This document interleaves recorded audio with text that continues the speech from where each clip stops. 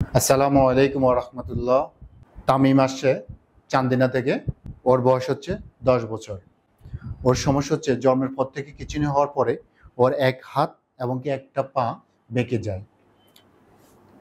এই দেখেন, ওর হাতটা কিন্তু অনেক বাঁকা। সে কিন্তু হাতটা সোজা করতে পারে না।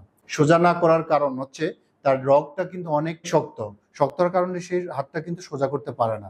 তো এই জন্য আমরা ওকে একটা অয়েল দিব, ম্যাসেজ থেরাপি দিব। ন্যাচারাল ফিজিওথেরাপি হিসেবে অনেক কাজ করে ডাক্তার অর্থ ফেন রিলিফ অয়েল। আসুন আমরা ওনাকে একটু অয়েল থেরাপিটা দিয়ে দিই। সুজাও একটা ফিজিওথেরাপি হিসেবে কাজ করবে এটা। আমরা একটা ন্যাচারাল ডাক্তার অর্থ দিয়ে এটা আপনাকে অয়েলটা ম্যাসেজ করে দিচ্ছি। এভাবে কয়েক ফোঁটা দিয়ে দেবেন ওনার হাতের মধ্যে, দিয়ে আস্তে আস্তে এভাবে মালিশ করে দেবেন। হ্যাঁ, মালিশ করে সুদের রগ আছে ট্যান্ডন যেটা, ওটার মধ্যে আস্তে আস্তে আস্তে আস্তে এভাবে করবেন। হাতটা কিন্তু আস্তে আস্তে সোজা করবেন। এভাবে এভাবে পুরা রগ যেতটুকু আছে রগটা, এই পুরা রগটা আস্তে আস্তে এভাবে মালিশ করবেন হাত দিয়ে। ঠিক আছে, এভাবে 2 থেকে 3 বার 10 থেকে 15 মিনিট পর্যন্ত ম্যাসেজ করতে হবে আস্তে আস্তে। ডাক্তার অর্থ দিয়ে শুধু এই তেলটা মালিশ করবেন এখানে, আর পাশাপাশি যে ডাক্তার যে ট্রিটমেন্ট দিচ্ছে সেই ট্রিটমেন্টটা চালাই যাবেন। ঠিক আছে,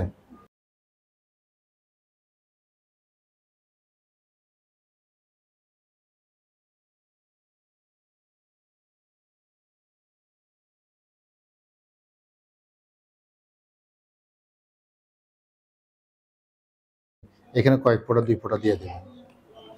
দিয়ে এই আঙ্গুলটা যখন টেন্ডন করবেন তখন প্রত্যেকটা জয়েন্টে তার অয়েলটা দিয়ে দিবেন, প্রত্যেকটা জয়েন্টে দিয়ে দেবেন। আর হচ্ছে আপনার মেইন হচ্ছে আপনার এই টেন্ডনটা অনেক বাঁকা, এটা যদি আপনার সোজা হয়ে যায় তখন আস্তে আস্তে হাতটা সোজা হয়ে যাবে, আঙ্গুলগুলো সোজা হয়ে যাবে।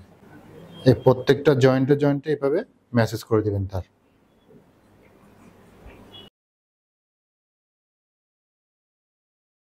এইভাবে যখন আপনার অনেকবার দীর্ঘ 2 থেকে 3 সপ্তাহ অথবা 1 মাস থেকে 2 মাস টানা করবেন, তখন দেখা যাচ্ছে আপনার এই রগটা অনেক শিথিল হয়ে আসবে।